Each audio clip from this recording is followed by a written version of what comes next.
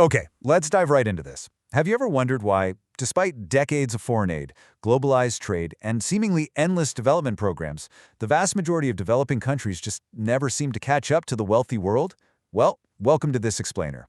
Today, we're breaking down a really fascinating and honestly pretty provocative economic analysis that tries to answer exactly that. We're unpacking a concept known as the structural wall. And right off the bat, I want to say this isn't just about dry spreadsheets or GDP numbers. It's a deeply human mystery. So, we're going to jump right into the data and the history to see what's actually going on beneath the surface of global economics. To really wrap our heads around the macroeconomics, we first need to look at the micro-level reality. Just imagine it's June 2023. You're a 32-year-old software engineer living in Lagos, Nigeria, and you've done absolutely everything right. You got your degree, you taught yourself extra programming languages on the side, and you even landed a remote job paying in euros. You are literally living the dream. But then, the local currency, the naira, drops 20% in just 6 weeks. Suddenly, your landlord is demanding rent in US dollars. The imported medicine your mother relies on, it now costs 4 times what it did just a year ago. You did everything right, but your purchasing power is just completely collapsing. For a lot of Nigerians, this leads to what they call japa, which is basically the inescapable conclusion that the only rational strategy left is to pack up and escape the country altogether.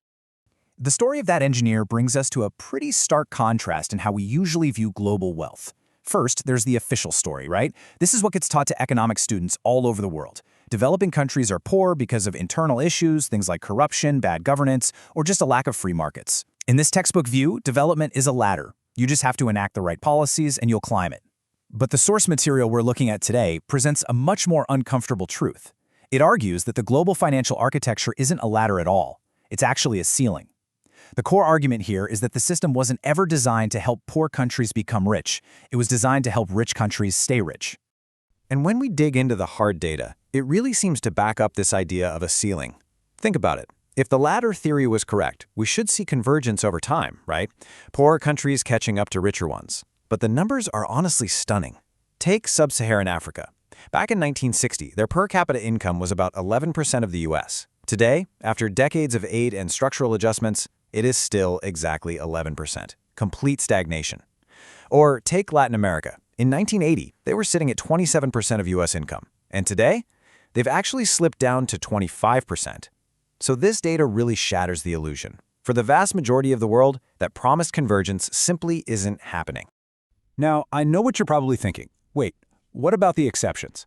Because countries like South Korea, Taiwan, and China absolutely did break through that ceiling. But here's the catch. The analysis points out they didn't do it by following the standard free market rulebook. Instead, they relied on taboo strategies. They heavily protected their own infant industries from foreign competition. The government actively directed credit to specific companies.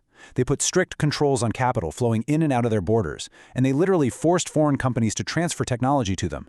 Basically, they actively violated the exact rules the developing world is strictly told to follow today. Which brings us to a really powerful concept coined by the economist Ha-Joon Chang. He calls it kicking away the ladder. Because if you look at the historical record, nations like Britain, America, Germany, and Japan all used massive state support, high tariffs, and aggressive industrial policy to get rich. In fact, America had some of the highest tariff walls in the world for nearly a century. But once these nations reached the very top, they essentially pulled the ladder up behind them. Through international trade agreements, they made the exact strategies they used to industrialize completely illegal for today's developing nations. Understanding this completely reframes how we look at something called the middle income trap. Usually, economists talk about this like it's a big mystery, like why do countries hit a certain wage level and then just suddenly stop growing? But the analysis we're exploring reveals it not as a paradox, but as a deliberately designed systemic outcome. Think of the global economy as being built on tiers. At the bottom, you extract raw materials. In the middle, you assemble products. And at the very top, you do the highly profitable stuff, design, branding, and finance. Moving up into that top tier isn't just about having good policy, it's a matter of power. And the countries at the top actively use their power to defend their position. So, how does this play out on the ground? Well, it happens through a very specific, devastating mechanism called the dollar dependency cycle. Let's trace the steps. Step 1, a developing country wants to build some factories to grow its economy. To do that, it needs to import heavy machinery, which requires US dollars. Step 2, they don't export enough to actually earn those dollars, so they have to borrow them. Step 3, a purely American policy decision happens. Say, the U.S. Federal Reserve raises interest rates to fight inflation back home. And Step 4, suddenly, that developing country's dollar-denominated debt absolutely explodes, triggering a massive domestic financial crisis. To give you a sense of just how destructive that cycle can be, wrap your head around this number, 20%. Back in 1982, the U.S. Federal Reserve was trying to fight American inflation, so they hiked interest rates to an unprecedented 20%. Economists call this the Volcker shock.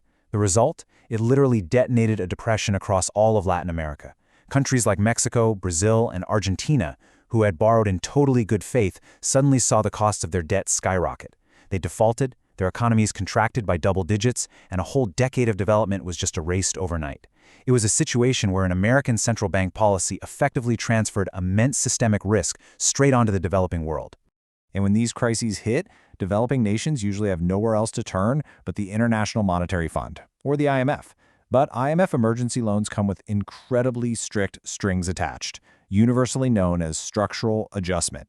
And the prescribed medicine is pretty much always the same. Cut government spending, sell off state assets to private investors, remove subsidies on basic human needs like food and energy, and force markets wide open to foreign competition.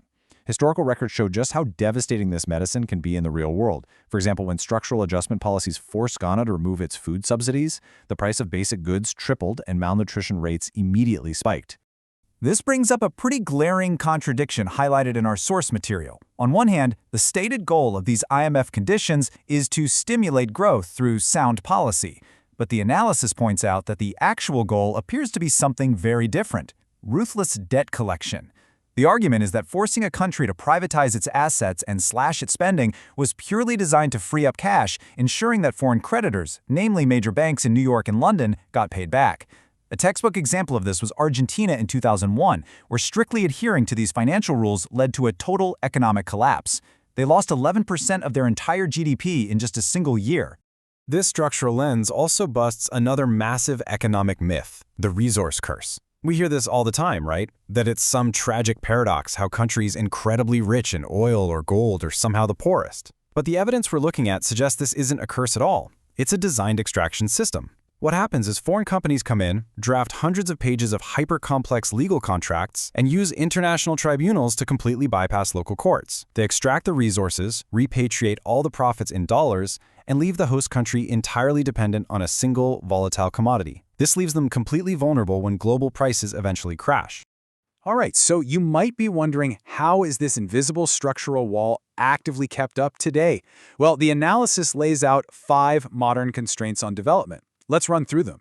These are the 5 pillars holding the wall up right now. Number 1, WTO trade rules explicitly prohibit the tariffs and subsidies that wealthy nations historically used to grow. Number 2, bilateral investment treaties. These allow massive foreign corporations to legally sue sovereign governments if a policy change threatens their profits. Number 3, dollar-denominated debt, which constantly limits a country's ability to spend money on its own people. Number 4, unrestricted capital mobility. This means if a country tries to, say, raise corporate taxes, investors can instantly pull their money out and crash the local currency. And finally, number 5, the technology gap. Critical supply chains like advanced semiconductors are so tightly controlled by a handful of wealthy nations that they can literally exclude entire countries from the future. If you want to truly grasp the weight of these constraints, just think about this staggering figure: $6 billion. That is the penalty an international tribunal actually ordered the government of Pakistan to pay a foreign mining company. Why? Because Pakistan denied them a mining license based on environmental concerns. This is the chilling, real-world reality of bilateral investment treaties. It really shows how international agreements can legally bind and severely punish a sovereign nation's domestic policy for decades. To understand how this whole legal web was woven, we actually have to go back in time to its foundation, the 1944 Bretton Woods Conference. This was a pivotal clash of visions for the post-war world. On one side, you had the famous British economist John Maynard Keynes, who proposed a neutral international currency called the Bancor, which would be managed globally. On the other side was America's plan, which pushed for total US dollar dominance. Ultimately, the American plan won out, and documented history shows this wasn't just a happy accident. American planners explicitly designed a dollar-based system to give the United States a permanent structural advantage in the global economy. So, What happened when nations tried to say no thanks to this carefully constructed system?